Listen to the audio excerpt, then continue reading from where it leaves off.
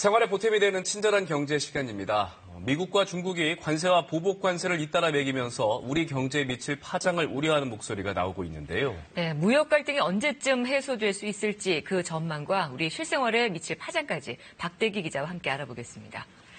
박 기자, 미국과 중국의 무역 협상, 일단 지난 주말 협상 결렬됐는데 이대로 타결이 어려워진 건가요?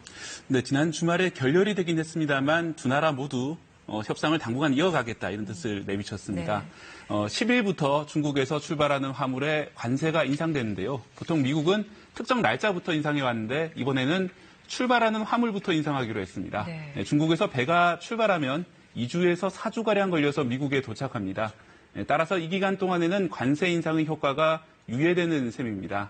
이 기간 동안 어떤 식으로든 두 나라가 협상은 이어갈 것으로 보입니다.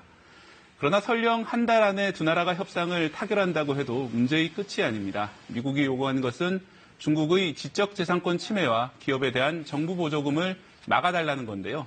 중국이 여기에 동의하더라도 이행 과정에서 확인 방법을 놓고 갈등을 벌일 가능성이 높습니다. 나아가 무역 갈등의 본질은 세계 경제를 둘러싼 패권 다툼이라고 보는 견해도 설득력이 있습니다. 1980년대 미국은 무섭게 성장하던 일본에 통상 압력을 가했던 적도 있습니다. 이 때문에 어느 한쪽이 완전히 손을 들 때까지 당분간 분쟁이 이어질 거라는 분석도 나오고 있습니다.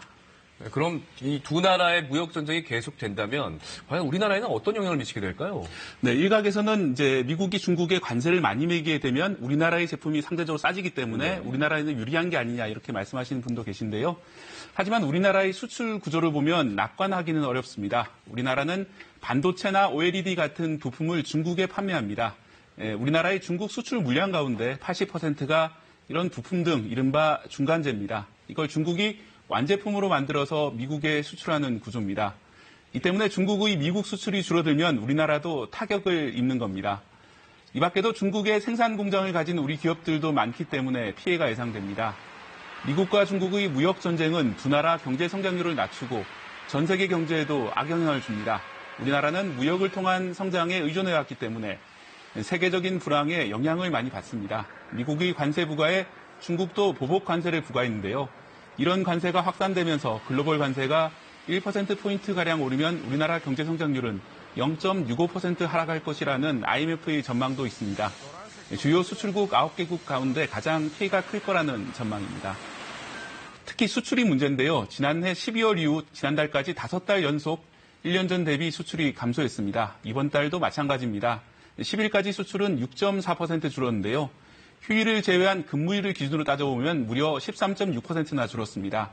이대로라면 6달 연속 감소가 이어질 것으로 보입니다. 네, 수출 기업의 어려움이 예상이 되는데요. 일반 국민들의 이런 입장에서는 또 어떤 영향을 받을까요? 네, 많은 분들이 지금 체감하고 계시는 것은 환율의 상승입니다. 달러 가치가 올라간 건데요. 우리 돈의 가치가 떨어지기 때문에 달러 가치가 높아진 겁니다. 환율이 오르면 석유 등 수입해 쓰는 물건의 가격이 오르고 해외 직구 비용이나 여행비도 상승할 전망입니다. 증권 투자를 하는 분들은 변화를 이미 실감하실 겁니다. 주가가 많이 내려서 걱정하는 분들이 많은데요. 무역 전쟁이 장기화되면 경제 성장률이 낮아질 우려가 있습니다. 수출이 한국의 GDP에서 차지하는 비중이 40%가량 되기 때문입니다. 다만 긍정적인 점도 없지는 않습니다. 달러 가치가 높아지면 수출품의 가격 경쟁력이 높아집니다. 또 올해 말까지 기준금리를 올릴 가능성은 더 낮아졌기 때문에 대출을 받으신 분들은 걱정을 덜 하셔도 되겠습니다. 고래 싸움에 새우 등 터진다는 격으로 우리 살림에도 영향을 받게 됐는데 앞으로 해결책 있을까요? 일단 수출 구조를 좀 바꿔야 됩니다. 이제 중국에 의존하던 우리나라의 수출 구조를 바꿔야 하고요.